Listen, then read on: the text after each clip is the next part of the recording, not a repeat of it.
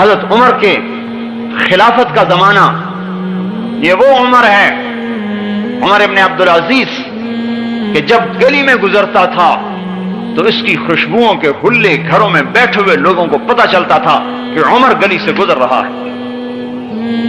ایسا حسن و جمال تھا کہ چہرے پہ آنکھ نہیں ٹکتی تھی، اور ایسی نخرے والی چال تھی کہ جو دیکھتا تھا دنگ ہوتا تھا، اور لمبا عبا ہوتی تھی جو زمین پہ گھسٹتی ہوئی جاتی تھی۔ ایک دفعہ ایک بزرگ نے راستے میں ٹوک دیا، ارے عمر دیکھو اپنے ٹخنے سے اونچا کرو کپڑے کو۔ انہوں نے کہا جان کی خیر ہے تو آئندہ مجھے مت کہنا یہ بات، ورنہ گردن اڑا دی جائے گی۔ ایک یہ وقت ہے۔ اور جب آئے خلافت پر،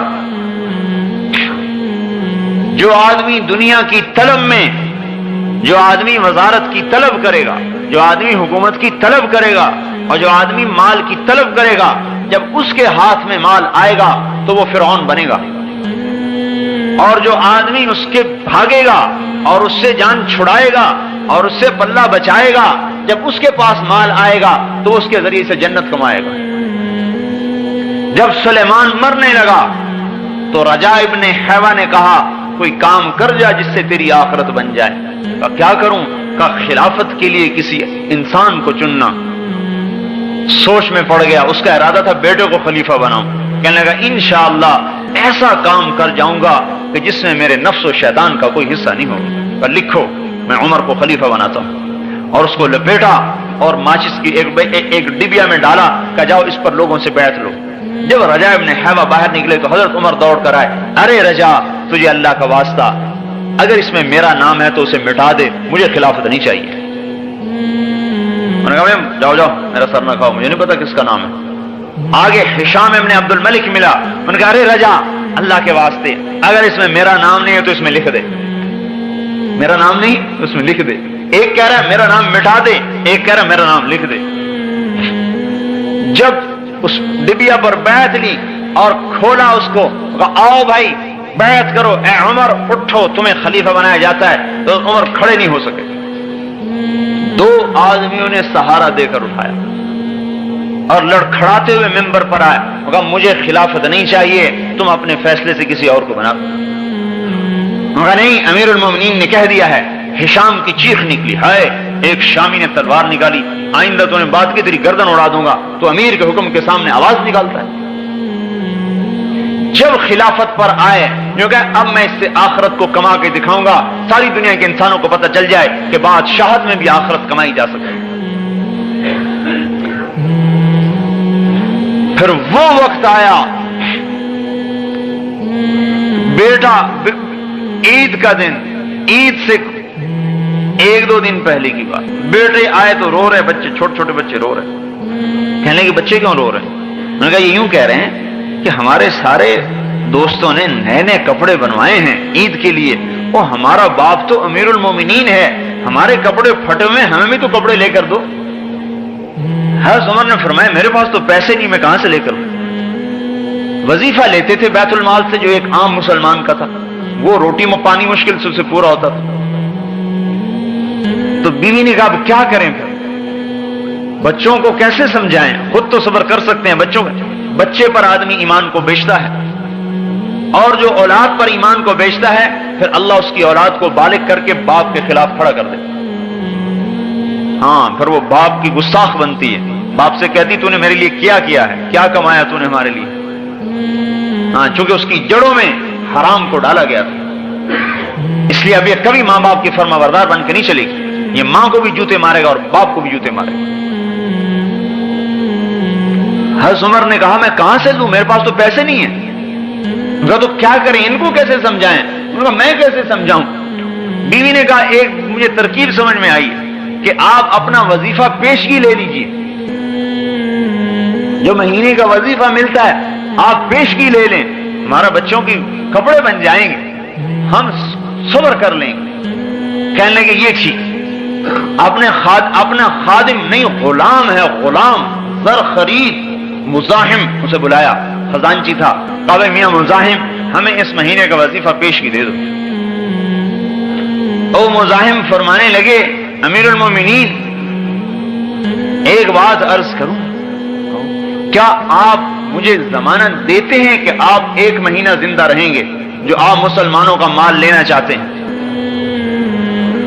اگر آپ 1 مہینے کی ضمانت دے سکتے ہیں کہ میں مہینہ زندہ رہوں گا تو آپ بیت المال میں سے میرے سے لے لیں، اور اگر آپ ضمانت نہیں دے سکتے تو آپ کی گردن پکڑی جائے گی قیامت کے دن۔ حضرت عمر کی چیخ نکلی،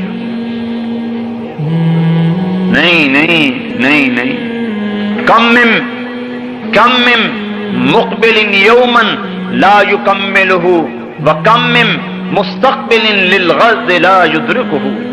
حضور فرما رہے ہیں، حضور صلی اللہ علیہ وسلم فرما رہے ہیں، کم من مقبل یوما لا یکملہ، کتنے ہی ہیں دن کو دیکھنے والے جو سورج کا غروب ہونا نہیں دیکھ پاتے اور قبروں میں چلے جاتے ہیں، وَكَمْ مِن مُسْتَقْبِلٍ لِغَدٍ لَا يُدْرِكُهُ، اور کتنے ہی ہیں جو کل کا انتظار کر رہے ہیں اور کل کا سورج نہیں دیکھ پاتے اور قبروں میں چلے جاتے ہیں۔ گھر میں آئے بیٹیاں منہ پہ کپڑا رکھ کے بات کریں، حضرت عمر کہنے لگے بیٹی کیا بات ہے، منہ پہ کپڑا کیوں رکھتی ہو؟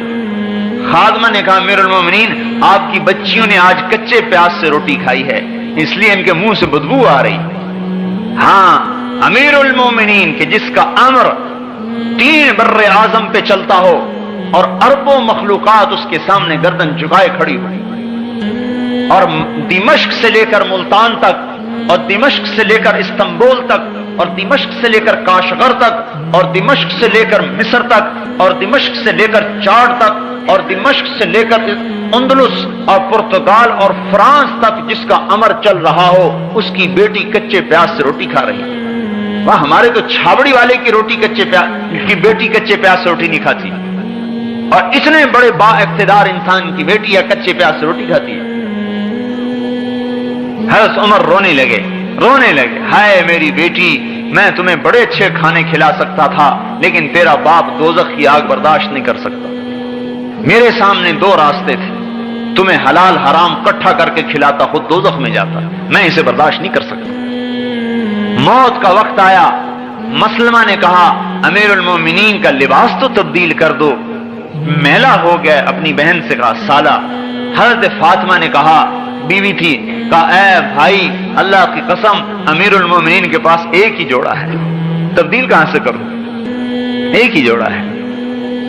مسلمہ نے کہا امیر المومنین آپ کے بچے فقر و فاقے کی حالت میں آپ انہیں چھوڑ کے جا رہے ہیں، بھوکا چھوڑ کے جا رہے ہیں، میرے سے 1 لاکھ روپیہ لے لیجئے، اپنے بچوں کو دے دیجئے، میرے بھانجے ہیں۔ فرمایا دیتے ہو؟ کہا کہا چلو وہ 1 لاکھ وہاں واپس کر دو جہاں تم نے ظلم اور رشوت سے حاصل کیا ہے، وہاں واپس کر دو، میرے بچوں کو حرام نہیں چاہیے۔ پھر بیٹوں کو بلایا، میرے بیٹوں میرے سامنے 2 راستے تھے، میں تمہارے لیے مال جمع کرتا اور جیسا کیسا جمع کرتا خود جہنم میں جاتا، اور تمہیں دوسرا راستہ یہ تھا میں تمہیں توکل سکھاتا اور خود جنت میں جاتا۔ میرے بیٹوں میں جہنم تو سہ نہیں سکتا تھا، میں نے تمہیں اللہ سے مانگنا سکھا دیا ہے، جب ضرورت پڑے اس سے مانگ لینا، تمہارا کفیل ہوگا۔ وہ کہتا ہے وَهُوَ يَتَوَلَّى الصَّالِحِينَ، میں ہوں نیک آدمیوں کا والی۔ جب موت آئی اور جنازہ اٹھا اور قبرستان کو چلا اور قبر پر رکھا گیا تو آسمان سے ایک ہوا چلی اور کاغذ کا پرچہ گرا، کاغذ کو اٹھایا گیا، اس کے اوپر لکھا ہوا تھا بسم اللہ الرحمن الرحیم براءۃ من اللہ لعمر بن عبد العزیز من النار، بسم اللہ الرحمن الرحیم، اور یہ اللہ تعالی کی طرف سے عمر کے لیے آگ سے نجات کا پروانہ ہے۔ ہم نے عمر کو دوزخ سے نجات دے دی، ساری دنیا کو بتا دیا کہ سن لو ہم نے عمر کو دوزخ سے نجات دے دی، اور اس پروانے سمیت حضرت عمر کو قبر میں ڈالا گیا۔